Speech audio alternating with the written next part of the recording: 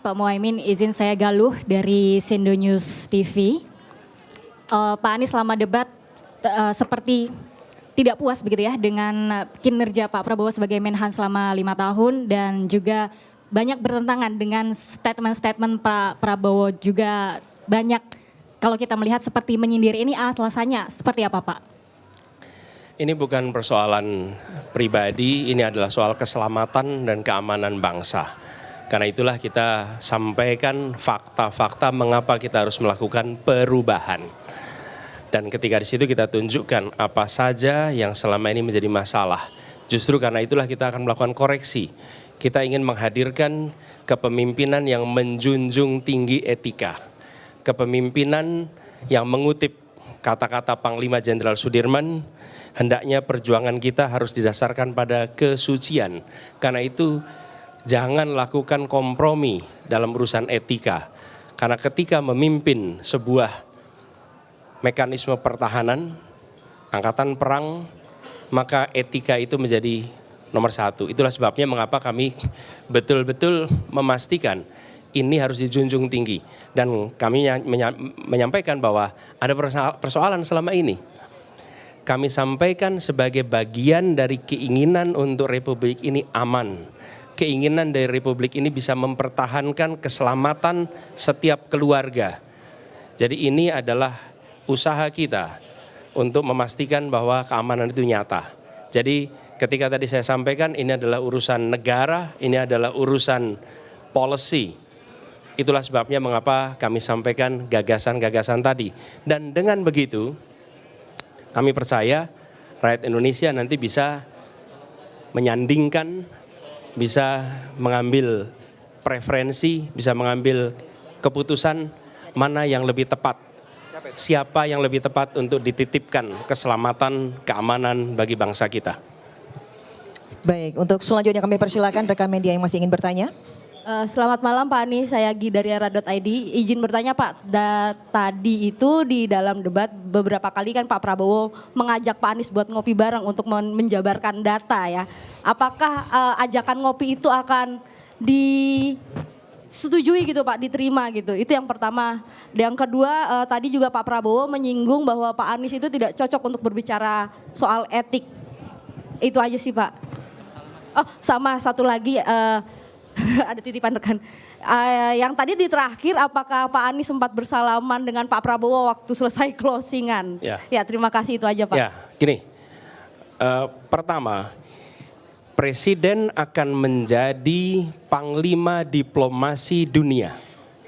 Dan itu artinya berada di forum-forum global, menyampaikan pesan Indonesia untuk dunia. Selalu dalam kesempatan-kesempatan seperti itu ada protokolnya. Dan tidak mungkin diberikan kesempatan berbicara berjam-jam untuk menjelaskan. Ada batasannya. Justru kepemimpinan diharuskan bisa menguasai komunikasi. Supaya gagasan bisa disampaikan dalam waktu yang diberikan. Dan ini bukan urusan antara satu pribadi dengan pribadi lain yang harus dijelaskan. Ini adalah forum untuk seluruh rakyat paham. Bukan ngopi di ruang yang tertutup. Jelaskan di forum tadi. Dan sesempit apapun waktu yang diberikan, gunakan untuk menyampaikan. Dan itu semua bisa disampaikan. Saya bicara di berbagai forum global, ya waktunya 1 menit, 2 menit. Tapi saya pernah menyampaikan di depan Sekjen PBB dalam waktu 2 menit. Dan gagasannya kemudian diterima oleh Sekjen PBB. Artinya apa? Ya memang kita harus menggunakan itu. Ini bukan antar pribadi. Jadi saya ingin garis bawahi, ini bukan ngopi bareng ditunjukin data. Keterbukaan di dalam menyampaikan pendapat itu penting. Dan transparansi itu diwujudkan. Bukan dalam bentuk kata-kata. Itu pesan pertama. Jadi ini bukan antar pribadi, tapi justru untuk rakyat Indonesia. Yang kedua,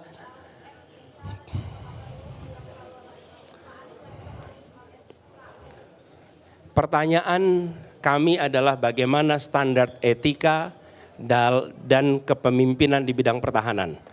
Seperti saya katakan tadi, semakin kompleks organisasi, semakin harus menjunjung tinggi nilai. Sampaikan jawabannya. Jangan mempertanyakan tentang siapa penanyanya, siapa saja bisa tanya. Dan ketika wartawan tanya, saya tidak boleh bilang sama wartawan, oh Anda tidak boleh bertanya itu. Boleh, siapa saja boleh bertanya. Dan itulah tugas seorang calon presiden, siap ditanya apa saja oleh siapa saja. Dan prinsip itu yang harusnya dipegang.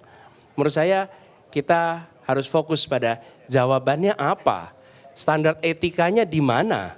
Apakah kita merujuk kepada Panglima Besar Jenderal Sudirman yang menjunjung tinggi nilai, menjunjung tinggi etika, sehingga dihormati sampai dengan hari ini.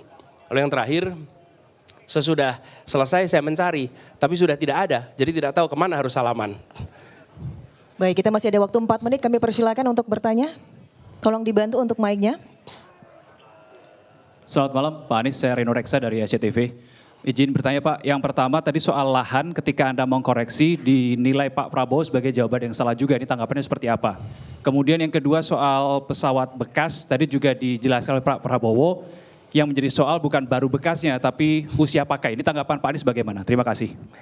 Itu adalah materi yang tadi disampaikan di perdebatan, silakan nanti para pengamat memberikan komentar atas apa yang kami sampaikan di dalam diskusi saat debat tadi.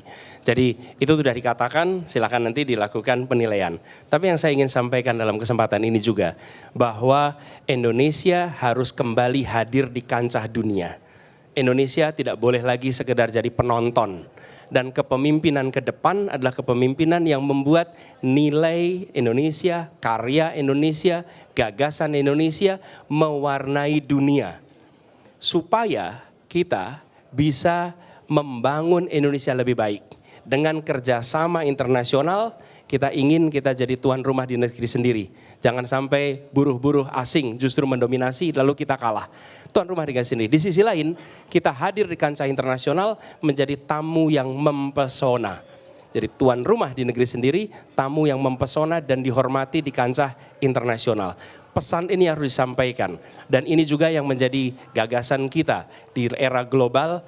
Indonesia negara nomor 4 terbesar di dunia, bukan semata-mata sebagai penonton. Nanti silahkan para pengamat membaca ulang apa yang tadi dibahas, membaca ulang apa yang tadi disampaikan sebagai counter. Nanti publik akan bisa menilai, tapi bagian kami adalah memastikan pesan itu sampai. Supaya kita semua pada saatnya akan bangga. Kita bangga sebagai warga Indonesia, karena warga Indonesia dihormati di tingkat dunia. Itu. Masih diberikan kesempatan satu pertanyaan terakhir. Kami persilakan jika masih ada. Sudah tidak ada. Baik, terima kasih kami ucapkan kepada terima kasih teman-teman semua sudah mereportase kita semua. Semoga ini menjadi forum yang mencerahkan semuanya. Terima kasih semuanya. Assalamualaikum. Waalaikumsalam warahmatullahi wabarakatuh.